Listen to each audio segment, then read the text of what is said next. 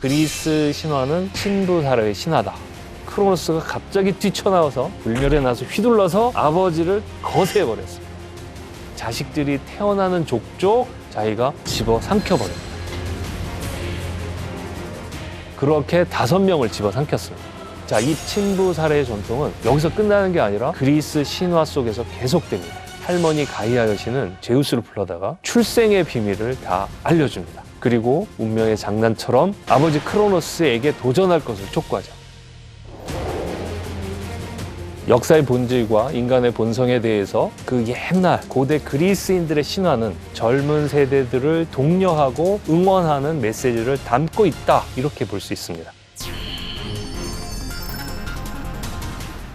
안녕하세요. 서양 고전학자 김헌입니다. 요즘 TV 드라마에서 자식을 위해 온갖 굳은 일을 마다하지 않는 상류층 부모들의 이야기가 인기를 누리고 있습니다. 많은 부모들이 자기 틀을 설정하고 그 안에서 아이들이 순응하고 안전하게 잘 자라나서 성공을 거두길 기대하고 있죠. 하지만 사랑의 대상인 자식들이 기쁨을 느껴야 되는데 기쁨보다는 갑갑함을 느낀다든가 행복보다는 불행을 느낀다면 이 사랑은 뭔가 문제가 있고 일그러진 측면이 있다고 볼 수 있겠죠. 이런 상황이라면 부모와 자식 사이에 갈등이 생기는 건 당연하겠죠. 이런 말 자주 하죠. 엄마 아빠 말씀 잘 들어야 성공한다. 자꾸 너 그렇게 말 안 들으면 용돈 안 준다. 이게 다 너 잘 되라고 하는 거니까 내 말 들어. 이런 식으로 말입니다. 저도 부모지만 저도 이런 말 가끔 합니다. 부모와 자식, 그리고 선생님과 학생들 사이, 그리고 어른과 아이들 사이에서 벌어지는 이 세대 차이, 세대 갈등, 이것에 대해서 어떻게 이해하고 어떻게 대처해야 삶을 지혜롭게 살아가는 일이 될까요? 제가 연구하고 가르치는 서양 문명의 뿌리고 원천이라고 할 수 있는 고대 그리스 문명에서 살던 사람들은 이런 문제를 어떻게 풀어나갔을까요? 그리스 로마 신화로 배우는 삶의 지혜, 아버지를 밀어내고 왕이 된 제우스의 이야기를 해볼까 합니다. 그리스의 신화는 신들의 탄생, 신들의 계보 이야기로 이어집니다. 우주가 탄생하는 시점에 가장 먼저 생겨난 신이 누군지 아십니까? 바로 카오스입니다. 많이 들어보셨죠? 많은 사람들이 카오스 하면 혼란, 혼돈 이렇게 알고 계시지만 원래 뜻은 아무것도 없는 텅 빈 공간에 가깝습니다. 이 흥미로운 것은 이 공간 자체가 하나의 신이었다는 겁니다. 그리고 곧 이어서 그 공간의 신 안으로 대지의 여신이라고 할 수 있는 가이아가 태어납니다. 텅 빈 공간에 맨 처음에 흙이 생겼다고 볼 수 있죠. 카오스를 가득 채운 가이아는 우주의 첫 번째 지배자라고 할 수 있겠죠. 그녀는 이어서 하늘의 신 우라노스를 혼자 낳습니다. 그리고 이제 산들의 신인 우레아도 낳고 바다의 신 폰토스도 낳습니다. 우레아는 자기 몸 위에 울퉁불퉁 솟아나서 대지를 단단한 갑옷처럼 감싸게 하고, 그리고 바다의 신 폰토스는 대지를 이렇게 둘러싸게끔 만들어 놓습니다. 그러니까 가이아는 자기를 중심으로 한 세계의 질서를 잡은 것이라고 볼 수 있습니다. 그런데 가이아가 세 자식들 가운데 하늘의 신 우라노스를 배우자로 선택하게 되는데 이것도 좀 이상하긴 하죠. 자기 자식을 낳고 자식을 자기 남편으로 삼는다고 하니까요. 어쨌든 우라노스를 가이아가 배우자로 선택하자 우라노스는 최상의 위치를 차지하면서 어머니 위로 올라가 군림합니다. 근데 이 모습은 어떻게 보면 권력의 교체가 이루어진 것이라고 볼 수 있습니다. 물론 신화학자들은 이렇게 가이아 여신이 최초의 권력을 준 이야기, 이거는 우리 인류가 목의 중심의 사회였던 역사를 보여준다, 이렇게 얘기를 하고, 그 뒤를 이어서 우라노스가 권력을 잡는 이야기는 북의 중심의 가부장적 사회로 체제가 변화했다는 것을 보여준다, 이렇게 해석하곤 합니다. 자, 그런데 새로운 권력자가 된 하늘의 신 우라노스는 가이아와 한 몸이 되어서 12명의 거대한 몸짓의 티탄 신족을 낳고 또 3명의 무시무시한 백수 거인을 낳습니다. 그리고 또 3명의 어마어마한 덩치를 가진 외눈 거신을 낳습니다. 자, 이렇게 자식들이 태어나자 자기가 어머니를 누르고 세계의 패권을 차지한 것처럼 이 새롭게 태어난 자식들이 자기를 몰아내고 권력을 빼앗을까 봐 하늘의 신 우라노스는 두려움에 떱니다. 그래서 그는 자기 자식들 중에 가장 무섭고 힘이 센 3명의 백수 거신과 외눈 거신 퀴클롭스 3명을 가이아의 깊은 곳에 감춰두고 햇빛 바깥으로 나오지 못하게 합니다. 근데 이 가이아의 깊은 곳이란 어딜까요? 바로 땅 속이겠죠? 땅속이라는 것은 가야의 자궁이나 마찬가지입니다. 아이가 태어났는데 엄마 자궁에 다시 집어넣는 그런 모양새죠. 상상만 해도 끔찍합니다. 자, 참다 못한 가이아, 자식들을 불러 모아 말합니다. 사악한 짓을 서슴지 않는 너희들의 아버지 우라노스를 몰아낼 수가 있다. 누가 나서겠냐? 이 말을 들은 자식들은 어땠을까요? 제가 할까요? 그러면서 나서지 못했습니다. 왜냐하면 아버지가 너무 센 거예요. 감히 아버지에게 대들 생각을 못했습니다. 이때 가이아의 막내 아들이 용감하게 나서게 됩니다. 그가 바로 시간의 신 크로노스였습니다. 어머니, 그 일은 제가 맡겠습니다. 저는 아버지가 하나도 두렵지 않습니다. 크로노스가 나서니까 가이아가 무척 기뻐했습니다. 그래서 크로노스에게 불멸의 낫을 주었습니다. 이 낫을 가지면 모든 것을 다 뵐 수 있는 거죠. 그리고 크로노스에게 어느 곳에 매복하라고 알려줍니다. 왜냐하면 밤마다 이 우라노스는 땅으로 내려와서 가이아 여신 위에 자신을 이렇게 펼치면서 사랑을 나눴기 때문이죠. 자, 그리고 이제 밤이 되자 우라노스가 또 땅으로 내려옵니다. 그러자 숨어있던 크로노스가 갑자기 뛰쳐나와서 불멸의 낫을 휘둘러서 아버지를 거세해버렸습니다. 이 남근이 잘린 겁니다. 치명적인 타격을 입은 이 우라노스는 멀리 달아나고 말았습니다. 이때 크로노스가 잘린 남근을 들고 바다에 쿵 던지고 그랬습니다. 그랬더니 거기서 나온 피가 막 땅에 떨어지면서 땅에서는 막 괴물들이 태어났는데 희한하게도 잘린 남근이 바다에 떨어지자 이루 말할 수 없이 아름다운 신이 태어납니다. 바로 아프로디테입니다. 물론 이제 아프로디테에 대해서는 탄생 여러 가지 얘기가 있습니다. 지금 이 이야기 속에서는 전통적으로 우라노스의 남근이 바다에 빠져서 태어난 걸로 되어 있습니다. 자, 어쨌든 크로노스가 세 번째로 권자에 오르게 됩니다. 크로노스가 시간의 신이라고 했는데 이 시간이 흘러가면서 모든 것이 시들어가고 약해지고 마침내 죽고 사라지는 것이 자연의 이치죠. 그래서 그 일부 신화학자들은 인간들이 세월의 힘을 깨달은 것을 크로노스가 권력을 잡는 것으로 만들었다, 이렇게 얘기를 합니다. 자, 이 폭력적인 아버지에게 용감하게 도전하는 모습의 크로노스 이야기를 들려주면서 그리스인들은 무슨 메시지를 전해줄까요? 역사를 움직이고 새로운 세상을 만들어내는 힘이 무엇인지를 일깨워줬던 겁니다. 자, 이와 같은 그리스 신화를 한마디로 표현하면 파트로크토니아라고 할 수 있습니다. 파트로라는 말은 아버지란 뜻입니다. 그리고 크토니아, 이거는 살인, 살해 이런 뜻입니다. 그러니까 번역하면 친부 살해라는 뜻이 되고 그리스 신화가 파트로크토니아의 이야기다. 이 말은 여기 그리스 신화는 친부 살해의 신화다. 이렇게 얘기할 수 있습니다. 굉장히 잔혹한 표현이죠. 그런데 파트로크토니아라고 했다고 해서 진짜로 아버지를 죽여버려라 이런 뜻이 아니라 기성세대의 틀을 깨고 크로노스처럼 용기를 내서 도전해야만 새로운 시대의 주인공이 될 수 있다, 이런 메시지가 이 신화에 담겨 있는 겁니다. 자, 이 파트로크토니아, 즉 친부 살해의 전통은 여기서 끝나는 게 아니라 그리스 신화 속에서 계속됩니다. 크로노스는 자기 누이 중에 레아를 골라서 결혼합니다. 왜 레아를 골랐을까요? 이름에서 의미가 있습니다. 레아라는 뜻은 그리스 말로 흐른다, 이런 흐름이란 뜻입니다. 그러니까 크로노스와 레아가 결합한다는 건 어떤 뜻이든 시간과 흐름의 신이 결합한다. 잘 어울리죠? 시간이 흘러가면 모든 것을 해결하고 굴복시킬 수 있다는 삶의 진실이 두 신의 결혼에 담겨 있다고 볼 수 있습니다. 자, 둘이 결혼하고 사랑을 나누니 둘 사이에서도 자식들이 태어나겠죠? 그러면 크로노스는 자식들이 태어날 때마다 어떤 마음이었을까요? 아이고, 내 귀여운 자식 이랬을까요? 그렇지 않았습니다. 불안하고 두려웠습니다. 하늘의 신 우라노스가 크로노스에게 저주를 퍼부었던 적이 있습니다. 내 놈이 감히 나에게 손을 뻗었구나. 그러니 너도 그 벌을 받게 될 것이다.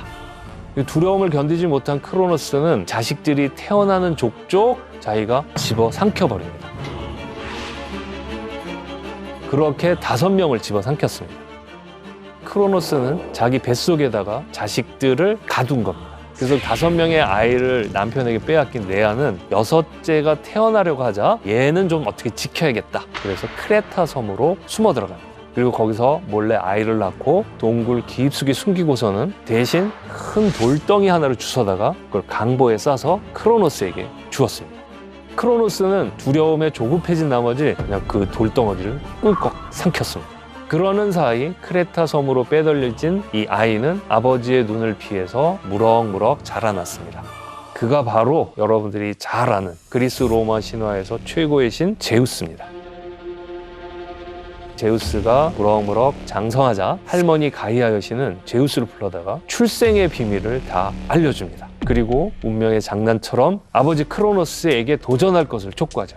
그 이전에도 가이아는 자기 아들 크로노스에게 불멸의 낫을 주고 우라노스를 쫓아내라고 촉구했던 적이 있죠. 하지만 크로노스가 권력을 잡은 뒤에는 가이아 말을 잘 듣지 않았던 겁니다. 화가 난 가이아는 손자 제우스를 이용해서 아들 크로노스를 권좌에서 몰아낼 계획을 세운 겁니다. 그러니까 이 가이아 여신이 권력의 뒤에서 상당히 큰 역할을 하고 있는 거죠. 자, 이렇게 대지의 여신 가이아의 제안을 받은 제우스는 깊은 고민에 빠지게 되죠. 내가 세상을 지배하고 있는 우리 아버지에게 도전을 해도 되는 걸까? 강력한 크로노스에게 맞서서 내가 과연 성공을 거둘 수 있을까? 그런데 만약 제우스가 이런 두려움에 압도되었다면 아버지와 싸우는 대신 크로노스가 도저히 찾을 수 없는 곳으로 찾아다닐 겁니다. 하지만 제우스는 자기에게 엄습한 이 두려움을 이겨내고 마침내 크로노스를 찾아가게 됩니다. 그런데 막상 싸우려고 보니 제우스는 혼자 힘으로는 도저히 아버지 이 크로노스와 티탄 신족들을 이길 수 없다고 생각하게 됩니다.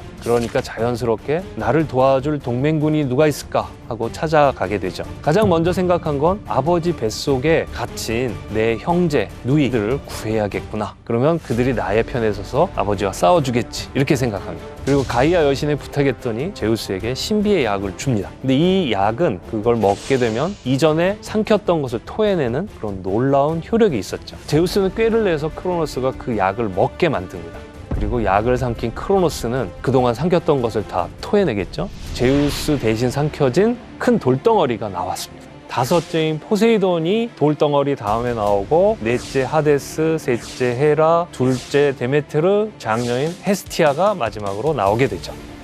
그렇게 해서 이제 6명이 한 팀이 됐습니다. 제우스가 티탄 신족과 싸웠다고 그래서 바로 이 전쟁을 티타노 마키아라고 부르는데, 앞에 있는 티타노는 티탄족이란 뜻이고 뒤에 붙은 마키아는 그리스 말로 전쟁이란 뜻입니다.